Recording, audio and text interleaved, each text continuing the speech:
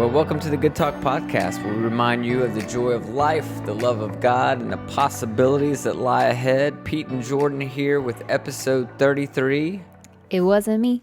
That's right, it wasn't me. I have that song in my head now because of that title. You know, I think she said I left it on the counter. Yeah, who sings that? I don't know. I should have looked that up before I started singing it. We had a special guest here. If you're on YouTube, you might have seen the special guest just jump out of my lap, Titan, our cat. Yeah. Who's normally asleep during the day. We might get into this in a minute, why the cat's not asleep today, but was in the shot, started talking, he jumped out. Yep. He'll be back, trust me. Oh, yeah. He'll tear Titan down will a make light some or something. special appearances today for Yes. sure. So it wasn't me. We're talking about blame. Yep. Which we all do. And then the opposite of that, of ownership. And what does ownership look like when we're stuck in a pattern of blame? That's good. Speaking of you, so we were talking about like, what should we talk about? Like right before, our conversation. And Pete has been on this like tyrant. It's a rant. Yeah. It's a rant. Sure. He is passionate about something, and some of you may disagree, which is fine. But I'm sure in a our lot of house, it people is would a disagree. constant conversation. I love to study excellence in business, customer service. Efficiency. Yes. Like, I love it. And then the opposite would also be true. Lack of excellence when it comes to customer service drives me insane. And I feel like I had a ton of grace during COVID for a lot of stuff that we threw out the window, common practices that we needed to get rid of because apparently it was safer. I was all right with that. But now, as a fully vaccinated person, I might add, some of these things that businesses continue to do in the name of safety, I think is flat out laziness. I know you do. And, I think at this point it has nothing to do with vaccination or not. Like, you're frustrated because reasoning doesn't make sense. Yes, it's the whole topic of blame. Like, people are using COVID, they're blaming COVID or using COVID as an excuse. Again, my opinion, as a reason to not do certain practices in their business that they've just all along not wanted to do, or they've found it easier to not offer it. Can I give some examples? All right, can I guess what your first example is? Okay, since I've been pregnant. Say it. We'll see if it's true. Chick-fil-A? Yes. Okay. Ever since I've been pregnant, I'm calling them out. on Saturday mornings or Friday morning, I get a chicken biscuit. It's once a week. We go. Pete comes with me, and all he gets is a coffee because, health, I guess, whatever. And so he'll get a coffee, and he asks for cream and sugar.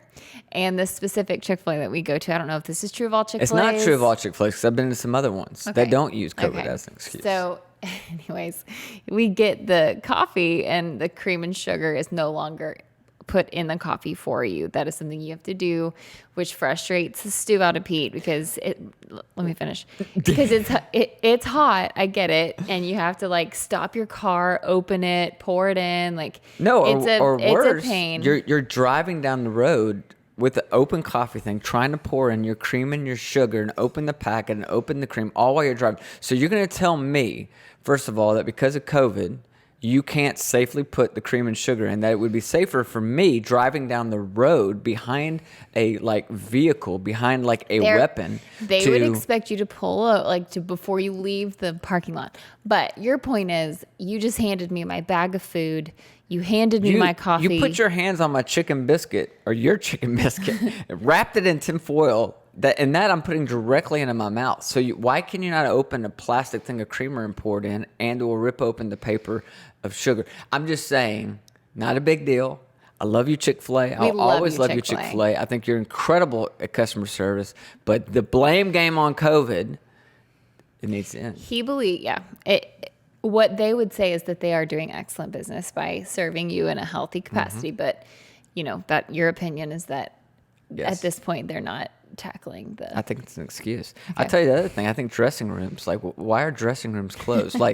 like you can't try something on in that room because of COVID. But listen to this theory play out. But you can go out in your car, get naked, put on whatever you wanted to try on. If it doesn't fit, you can then take it right back into the store and hand it to them. Are they going to wash that? No. They're going to put it back on. How in the world is me not going into the dressing room protecting everybody from COVID? Or the fact that we have to wear a mask walking to the table. And once you get to the table at the restaurant, you can take it off. Is that because COVID only lives at 6 feet? And then when you get down to 3 feet? They would say you're passing a bunch of people to get to your table. Anyways, I agree with you to some extent, but I'm going to play devil's advocate a little bit. But yeah, I agree. The coffee thing's annoying. My favorite was the other day I sat down at a really nice restaurant. I'm in Michigan, and it's really nice. And like the food is more expensive than you would imagine. And then they bring out your utensils, and they're in a plastic bag, like sealed up. I'm like, hey, could I get like a real fork and knife? No, we don't do that now. We do plastic because of COVID. I'm like, you understand, like with your commercial dishwasher back there blasting it, no telling what degree it is, it's going to take care of the COVID. They would say that you're touching the silverware to get it to the customer. Could I have some nice silverware to go with my $30 salad instead of the 10-cent plasticware? So you're saying that essentially companies, organizations have, you think, taken advantage of some of the I have no luxuries I have of nothing efficiency. to back it up. I have no documents to back this up. I haven't sat in any official meetings. He's passionate. You cannot tell. I just believe that people are cutting corners and they're blaming it on COVID. Yeah. But anyway. I'm not inviting you to Chick-fil-A with me anymore. But the blame game is real. And I'm not just going to call them out. I'll call myself out on it. Like for me in life, when something happens that I don't want to happen, it could be something as simple as spilling something. I don't instantly go to why did I do that or how did that happen. I go to who could I blame for this besides myself? Yeah. You do too. I don't know. Things that inconvenience you frustrate you more than they do me. I heard Brene Brown talking about blame the other day, and I thought this was genius. Said she was having her second cup of coffee of the morning, and she spilled it all down her white pants, and she got mad, and she immediately was like, "This is my husband's fault." And then she started to walk back why she assumed it was her husband's fault, and it was because he was supposed to be at home like the night before at 10 from like doing exercise with some friends, and then he didn't get home till 10:30, so she was up 30 minutes later waiting for him to get home. And so the next day, she fixed one cup of coffee, didn't think that was enough, so she fixed the second cup of coffee, and it was the second cup of coffee she spilled on herself. So her reasoning was that this was her husband's fault. I get it. We all do that, though, right? Yeah, no, we somehow just don't want to take ownership of stuff. And sometimes it's valid, I will say. But no, you're right. We find little crazy, obnoxious ways to blame it, and then we're asked to explain it, and it's you realize how crazy you are. It's a central theme of life. Like, I mean, if you have it all looked at Christian scriptures, and Christian scriptures begin in the book of Genesis, and there's this obviously famous story about Adam and Eve and their fall, and their first mistake led to this whole idea of blame. It's like it's what they did. They blamed each other. They blamed Satan. And the thing about blaming is when you're blaming, you're not listening. When you're blaming, you're not loving. When you're blaming, you're not learning. When you're blaming, you're not making any progress whatsoever in your life. And so we talked a little last week about forgiveness and baggage and talked about how that can make you stuck, holding on to that resentment. I think this is another area that has a lot of people stuck in life. And they're not going with the way they want to go because they are so into this blame game. And every time you blame, again, you're not listening, loving, learning, making progress. You are stuck. And nothing good really comes out of it. It might make you temporarily feel better in that moment, but that's about it. And so I think for most people who are looking for a way to get unstuck in life, who are looking for a way to grow in life, one of the steps is at some point you have to learn what it means to take ownership. And without ownership, there is no growth. Yeah, that's so true. So 2 simple things today about ownership. Okay. And the first is this. I think you have to stop blaming God, and you have to stop blaming other people for your circumstances. And again, like a little grace here for all of us, because there's a reason we play the blame game. It is part of our like spiritual bloodstream, if you will, right? When Adam and Eve got busted, Adam blamed Eve. Eve blamed the serpent. And we all like to minimize our own guilt by making somebody else responsible. by making somebody else like look bad, right? And I'll tell you what's tricky about it. I'll use Adam and Eve as the example since we're kind of on that right now. But when they both make their excuses and Adam blames Eve and Eve blames the serpent, like what's tricky about it is the two answers that they give technically are both true, right? When Adam says Eve gave it to me, that was true. She did, right? When Eve's like, the serpent taught me into this, it's true. Like he did. You're talking about when Eve gave it to me, like the apple. Yeah. The servant talked me into this eating the apple. Yeah, Yeah. Adam told the truth when he said Eve gave it to me. Eve told the truth when he said the serpent had deceived her. But both of them were making excuses as a means of avoiding personal responsibility. Yeah. So sometimes you might even be telling the truth, but you're using that truth and twisting that truth in such a way as to deflect any responsibility, any personal responsibility away from yourself and onto another person, where you look like the innocent victim. Like this wasn't your fault. Like you didn't. Here's the thing that they didn't acknowledge. They acknowledged part of the truth, right? What they didn't acknowledge was that, yes, actually, I still made the decision. Yes, Eve handed it to me, but I had a choice here on whether or not Right. I took it, right? So when I look at just that basic little story out of the Bible, like there's three things that seem very true to me about life in general and human beings in general. One is it tells us that the tendency to blame others is deeply ingrained in human nature. Would you agree with that? Yeah. Oh, yeah. Number two, it tells us that left to ourselves, we'll do anything to avoid taking personal responsibility for our actions. Right? And number three, it tells us that blaming others is often nothing more than a subtle twisting of the truth in order to take the heat off of ourselves. Yeah. Right? And there's a word in our culture today for what happened there in that scenario with Adam and Eve, and it's called victimism. It happens when you blame other people for your problems. It's a way of explaining why life hasn't worked out the way you want life to work out. Right. Like it's okay to acknowledge maybe some things that happened to you that was out of like completely truly did happen to you, out of your control, not something that you brought on yourself, but that to be just a part of like the journey of saying, yes, this happened, but then not letting that be the thing that defines you. That's right. In your future. Yeah. So I think that's the first part of ownership. You stop blaming God. You stop blaming other people for where your life is today. And then the second part of that is you courageously decide that it may not be my fault. Like you just pointed out, there are some things that happen to you, right? It may not be my fault, but it is my responsibility. In other words, what happens from that moment forward. Like I can look back to some real key moments in my life where I was a victim for a season. Something happened to me that was completely out of my control. Although, again, those moments have been very few and far between. I can point to less than a handful of them that I would say that I was truly a victim in that. But what happened after that moment, after that event, after that circumstance is completely my responsibility and how I respond to that. Going the rest of my life and blaming that person for that event that happened to me leaves me stuck. I go nowhere and I don't grow from that, and I remain a victim in that part of the story. Yeah, big time.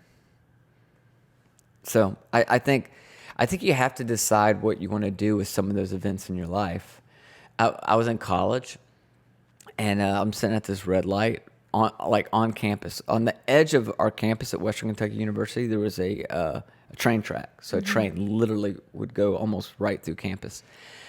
And I'm sitting there at that red light, and I look up, and this all happened within seconds. There was a car that was stuck on the train track, wheels spinning. Dang. And I look over, and there's a train, like literally What? 20 feet away. And that train drilled the side of that car. Was the person out? No. The wheels were spinning in the car. Like I remember hearing the vroom, and it was stuck on the train track. Have I not told you this story No. before? Oh my gosh.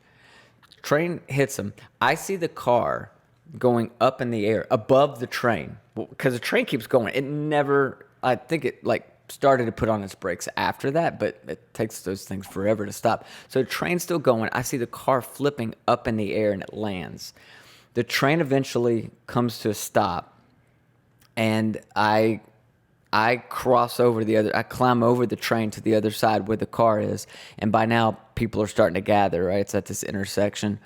And I remember, it's the weirdest thing. I don't know why I remember this so specifically, but I remember hearing people yell, and somebody was yelling, "Call the police." And somebody else said, "No, no, no, no, call an ambulance." And I thought that's a very subtle difference, between Both emergency responders. Yeah. Somebody said call the police. Somebody else said call an ambulance. And I was just thinking about this throughout my life. I've been in a couple accidents, 2, I guess, fender benders. They are what I would call police calling accidents. You call the police when you want to assign blame, right? You call the police when you're like, hey, that dude right there, he just ran into the back of me and left a small dent, but it's still going to cost me a fortune. And he or his insurance is going to pay for this. Right. Yeah. There's police calling accidents in life where you need to assign blame. Then there's severe enough accidents in your life where forget the police. Who cares about who's to blame? Like somebody's dying here. Somebody's life's been threatened here. Right. Like in that case of that accident in college, that guy was ejected out the back window of his car. And and he was drunk. That's why he was stuck on the train tracks and didn't get out when the train was coming to him. And he actually ended up not being hurt that bad, believe it or not. But anyway, I don't know why I went down that. But that's a call an ambulance. Like the dude got ejected out the back of a window, right? Yeah. Like who cares about the blame at this moment? Who cares if he was drunk? Who cares if it was the trains? It doesn't matter whose fault it was. He needs help. Yeah. And I think that there's a whole lot of scenarios in our life that were pretty tough events where some of you truly you were the victim of something in your life, but you keep calling the police. You keep trying to assign blame when really what you need is an ambulance, right? You need help. You need healing. And continuing to stay with that whole assigning blame thing, it's just not, again, even if you truly are completely the victim, it's not really serving you. Right. Does that make sense? Yeah, no, it does. And I think it's very similar to the forgiveness topic that we talked about in episode 32, right before this one, where it's like, you hold on to this forgiveness because you somehow think that it's helpful. Like, yeah, it feels like the same thing. It's your identity. It's your identity. Bingo. This feels like the same thing. It's the same. It echoes the same concept where it's just like, no, it's time to take ownership of something and do your own growth. Like you're letting that one thing that you say was so out of your control so much of you. Yeah. So. Yeah, and I think that's the thing is you got to decide at some point in your life, and this is true of the small situations where you really are to blame and you need to take responsibility. And it's also true of the situations where you're straight up the victim, but you're still continuing to want to blame. You got to decide at one point if you really want to get better, if you really want to heal, if you really want to grow. Because if you do want to grow and you do want to heal, that means you have to give up like this role that you've assumed as being like the injustice collector. You have to give up endlessly repeating how other people have mistreated you in life. You have to give up looking at the world as if it's completely unfair to you. You may actually have to start forming close relationships again and trusting people instead of holding them at arm's distance. You'll have to give up, getting sympathy from all the people who look at you and say things like, I just don't know how you do it. Like, right. I know that a lot of people think that they want healing and they think that they want growth, but they're not willing to give up this identity that they've assumed as a victim. People love that. They do. And so, again, this isn't about casting blame. You hear the cat? Can we talk about that story? Yeah, you want to real quick? Let's do it real quick. There is a cat in our house because we have a cat, but usually he is asleep during the day. He's and out at he night. goes out at night. So he is usually zonked through it the whole day. You don't know where he is. Well, he's inside now, and we're trying to make him forever an inside cat. This is day 2. This is day 2. It's not working well. He's freaking out. He's so unhappy, and I hate it. Like, it hurts my heart that he wants to He's go about to knock outside. the camera over. Did you see that? He just did. He knocked. If you're on YouTube right now, I'm so sorry. I'll fix that. Anyways, so I'll keep the story going. So we were sitting or working at the house yesterday or 2 days ago. And this neighbor, we don't know them personally, but we live in a very large neighborhood. So it's very common to not know your neighbors here. But anyways, they showed up at her door, and the woman that showed up was with her husband. And The cat's now on my lap. The cat is in the lap. And he's a very sweet cat, by the way. Like he's turned Pete into a cat person, which if you knew Pete prior to this cat, not a he cat was person. so anti-cat person. But I'm more about a cat if it can be where it wants to be, which is outside. I know. How far did you get in the story? I'm sorry, I was fixing the camera. So the lady showing up to our door, Yeah. she has cuts and bandages All over her arms. Oh, like her neck, On her neck, her chest, right her here. arm, her legs. Like she had been really hurt. And, she came up and I was like, oh my gosh, how are you? Like she just kind of came. We have front doors that stay pretty much open all the time in our home. So I could just see her, start talking to her. And she was like, well, I'm not so good. She said, she basically, in a kind way, asked us to keep our cat inside because Titan, Our cat walked by their door. Their cat's at the door and freaks out. She tries to pick her cat up and her cat attacks her and cuts her to pieces. Yeah. And she's blaming our cat for walking by the door. So I will say this. There is a rule, I guess, apparently in our neighborhood that cats have to be on leashes. Which Have you is so ever silly. seen a cat on a leash? No. But, okay, we're cool with that. We're going to keep the cat inside. But somehow our cat walking by her door freaks her cat out. Her cat attacks her, and she blames Titan For her cuts and for her. situation, which, like, again, I get it. Full I'll do the same compassion, thing. full grace. Like, our cat technically should be inside. He is a very friendly cat. Any two cats that are males that are, We feel like we're it's- defending a child here. I know, but still, it's like they're cats. At the end of the day, they're animals. When they come in touch with other animals, they just freak out. So she blamed Titan for her cuts that her cat gave her, which, again, we feel very terrible that even happened. But all that to say, we're trying to keep our cat inside, and so Titan far, told me that no other good. cat is a freak. What, a freak? Yeah. Oh, like crazy. Yeah. Yeah, Obviously. yeah. He Cut its owner up to pieces. Yeah, we'll have to show you if you Edward follow. Scissorhands cat back there. He's crazy. He's got little pink nails right now because we've put little rubber tips on them so that he doesn't scratch our furniture. It's a boy cat too. It is, but it's only came in pink, so Okay. it's my bad. We'll show you pictures on Instagram. Yeah. Anyways, Anyways, to say this, she did, in my opinion, what I have done 1,000 times, will continue to do in my life. I think the goal here is to try to catch yourself at some point today, at some point this week. You're going to be tempted to blame. Mm-hmm. And what if in that moment you just stopped and you said, hey, maybe it's not my fault, but this is my responsibility. right. Right? It is my responsibility. Which is what we did with Titan. Like, okay, technically, do we feel like that's our fault? No. But now it's our responsibility to Yep. do what we need to do. Right. So I think the great question is, hey, what can I own?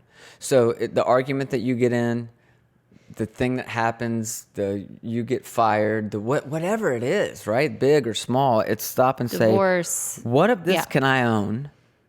And then you release the rest. So again, we're using a very silly illustration, but what can we own? We can own, okay, the cat needs to be inside. Mm-hmm. And you got to release the rest. I'm not staying up tonight feeling bad Yeah. that somehow Titan caused her cuts. I feel bad about her cuts, but I don't No, we feel feel bad. bad. But- I don't take a personal responsibility for that. And that's a boundaries discussion that we don't have time to get into in And- this episode. But And we're not going to drive by their house and give them the glare and No. like that's the stuff. But that's real. Like that's a tiny example, but like apply that to a relationship. I mean, that's what Yeah. people do. yeah, it's true. So what can I own? And then you release the rest. And I really think, I really believe that this keeps a lot of people stuck in some patterns because, again, and I think we're all tempted to play that role of the victim because you get sympathy. You get some attention right off the bat. The problem is once you receive that as your identity, it is really hard to get unstuck from that. And it doesn't, again, staying in that situation of blaming, staying in that situation of victimhood does not lead to the life that I think the vast majority of us that are listening to this right now want to live. No. And like I feel like we all have growth to do in the blame department. And then you can also think about the people that you know in your life that are stuck in that, and it almost perpetuates itself. It's like that just becomes their MO. That is what they do consistently because it's worked for them. And, like I think that's the other motivation in my heart is to be like, I don't want to be that person in someone else's life where they say, I feel like she's always just throwing the blame somewhere else. Like, why doesn't she ever just, so there's a lot of personal growth, health that comes along with that, but also just from your relationships. And you know what, like so many other things too, it's so easy to spot in other people. You see it like right away. You see the people that's their pattern. But not in ourselves. It's really hard. And I think that's why you have to practice awareness. You have to be open to other people pointing that out in your life. And you have to be willing to ask yourself some tough questions in those scenarios and just kind of catch yourself. It's that reason, Brene Brown, like walking through the reasoning of, it's like the furthest she walked down that road, she could have just stopped with, this is my husband's fault. Yeah. Right. But when you start walking the reasoning down, you're like, okay. All right. I tried. Yeah. And sympathy for those who have played that victim role for a long time, because I think the longer you play that role, the more it morphs into becoming your identity. And your truth. And your truth. That's right. And the more you will fear letting go of it, the harder it is to let go of it because you don't know what you would do without it. You've reaped benefits for a long time of becoming a victim. Yeah. It's good. But man, ownership, man, that's something I want to think and pray more about in my life because I want that. I want to be aware enough to see that and spot that and own it and say, hey, it may not be my fault, but it is my responsibility what I do with that. Yep. Own it and own what you can, release what you can't. Yep. That's good. I hope this has been helpful to you guys. Yeah. I hope you're not too mad about cat stuff and COVID stuff. I know. We probably just peeved a bunch of people off within a 30-minute period of time, but we have good intentions in our story. And for those of you that are watching on YouTube, this had to be the most entertaining episode yet. Camera knocked out, camera put back, seeing a cat jump up and down. Yeah. So much fun. Pregnant. Hey, if you're listening on iTunes, as always, do us a favor and leave a review. Subscribe and review. Both are important. But if you leave a review, take a picture of it, email it to us at info@theplaceforgood.com. We will send you a free journal. It's a digital journal. 30 days. 30 days of good. Yeah. And I love hearing people that are going through 30 days of good. We still have people emailing for it. So it is a evergreen opportunity for you guys. So just email us. Yeah, it's huge. And until next time, may the Lord bless you and protect you. May he smile on you and be gracious to you. May he show you his favor and give you his peace.